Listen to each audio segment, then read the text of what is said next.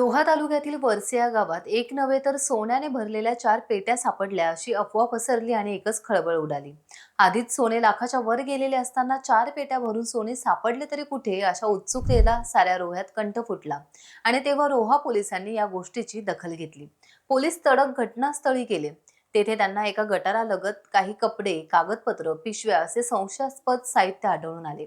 शिवाय एका पिशवीत 4 पेट्या नाही पण 10 तोळे सोनं आढळून आलं। हे सोनं नेमकं कोणाचं आहे याचा तपास करत असताना सापडलेल्या कागदपत्रांवर आढळलेल्या नावांवरून या एकूण प्रकरणाचा खुलासा झाला। रोह्यातील वरसेत राहणाऱ्या एका इस्माच्या आईचे निधन झाले होते। निधनानंतर काही दिवसांनी आईचे जे टाकाऊ साहित्य होते ते त्यांनी टाकून दिले। त्यात कपडे, कागदपत्र होते आणि सोबत एका पिशवीत ते 10 तोळे सोने होते।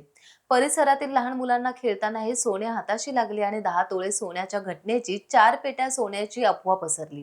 रोह्याचे पोलीस निरीक्षक मारुती पाटील यांनी ही अफवा साऱ्यांसमोर उघड केली आहे आणि सोन्याची पूर्ण पडताळणी करून मगच त्या मृत आईचे दागिने तिच्या मुलाकडे सुपूर्द करण्यात आले। गेल्या 2 दिवसापासून वरसे या ठिकाणी जो ग्रामपंचायत शेजारी जो ग्राउंड आहे इथे 4 सोन्याची हंडे सापडले अशी बातमी व्हायरल होत आहे। तर या संदर्भात काय स्पष्टीकरण? या संदर्भात मी असं सांगू इच्छितो की एक मुलगा आहे अनंत पवार आणि त्यांची बहीण शीतल पवार।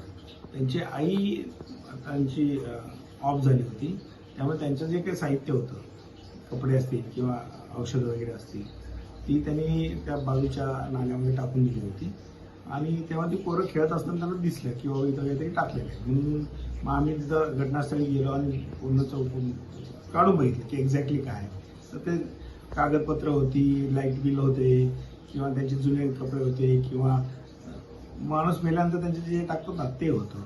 म्हणून आम्ही बघितलं तर त्याच्यामध्ये त्यांना काही दागिने पण सापडले आम्हाला, म्हणजे त्या पिशवीच्या डब्यामध्ये।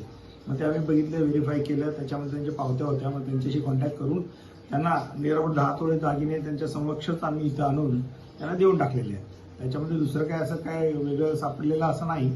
त्यांना दागिने आपण दिले, त्यांनी रायगड पोलिसांचे आभार मानलेले। या संदर्भात आपण नागरिकांना काय आवाहन करा? नागरिकांना हेच की पहिला कुठल्याही गोष्टीची खात्री करावी, अफवावरती विश्वास ठेवू नका। जी काय असेल ती आता मी अधिकृत माहिती दिली आणि त्यांना त्यांचा ऐवज जो होता त्यांना त्यांच्यासमोर सुखरूप त्यांना देण्यात आलेला आहे। टाइम्स डिजिटलला लाईक करा, सबस्क्राईब करा, शेअर करा आणि बेल आयकॉन दाबायला विसरू नका। पाहत रहा टाइम्स डिजिटल।